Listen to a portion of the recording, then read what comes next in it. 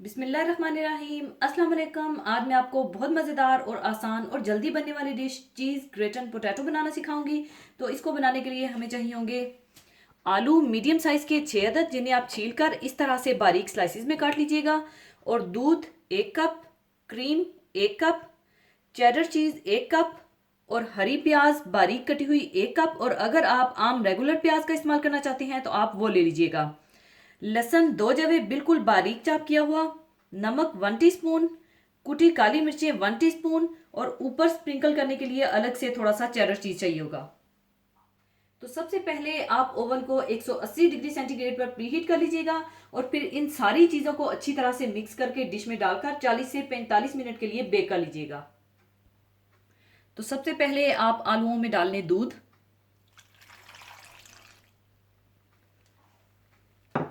Cream,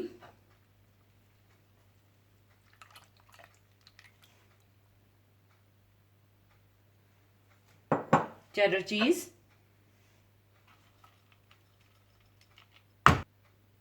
हरी प्याज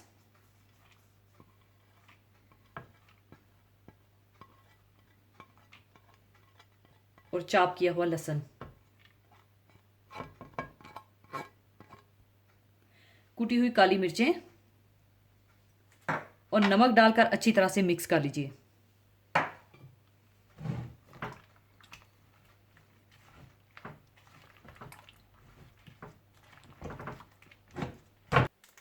अच्छी तरह मिक्स करने के बाद आप इसे बेकिंग डिश में डाल लीजिए।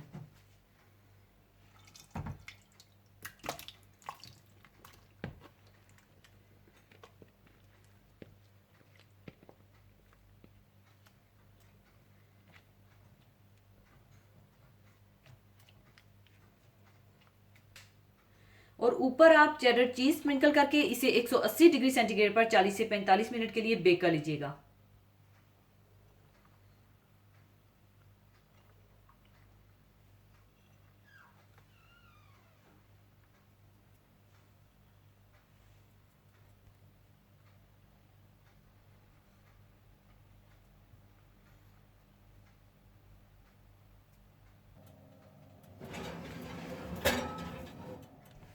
लीजिए, चीज ग्रेटन पोटैटो तैयार है। अब इसे मैं निकाल लूंगी।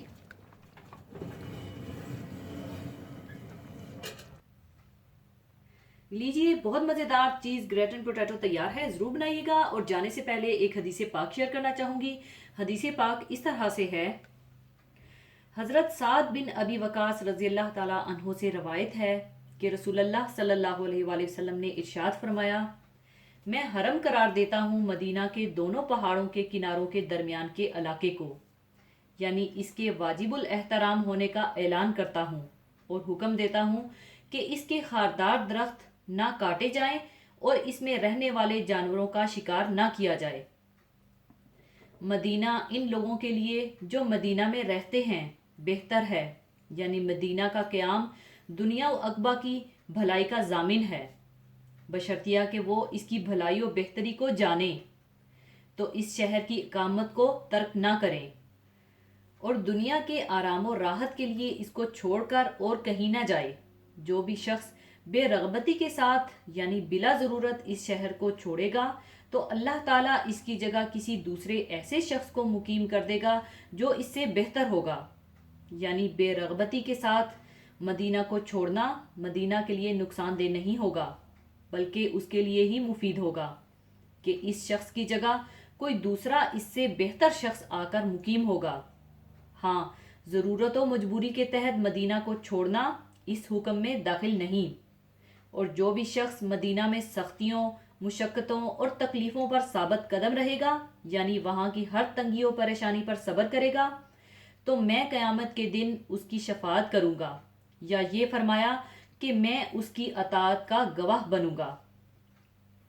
इस हदीस शरीफ में जहाँ मदीना के रहने वालों के लिए खात्मा बखैर की सआदत उज़्मा की बशारत है, वहीं ये तनबीह भी है कि मोमिन के लिए ये ज़रूरी है कि वो हरमैन शरीफैन यानी मक्का मुकरमा और मदीना मनव्वरा की सकूनत पर अल्लाह ताला की इस अजीम नेमत पर शुक्र भी करता रहे और वहाँ की हर सख्ती और मुसीबत पर साबिर भी रहे और इन मुकद्दस शहरों की भलाई से सिर्फ नजर करके दूसरी जगहों की ज़ाहरी नेमत और राहत व आराम पर नजर ना रखे, क्योंकि असल नेमत और असल राहत तो आखिरत की नेमत और वहां की राहत है। इस हदीस में शफात से मुराद ये है कि इसके कसूर और उसकी खताएं माफ कर दी जाएं और इसको बख्श दिया जाए, और गवाही इसके ईमान और अमाले सालिया की और इस बात की कि ये बंदा तंगियों और तकलीफों पर सब्र किए हुए मदीना ही में मुकीम रहा। इसी के साथ मैं आपसे इजाज़त चाहूँगी। अपना बहुत ख्याल रखिएगा, दुआओं में याद रखिएगा। अल्लाह हाफिज़।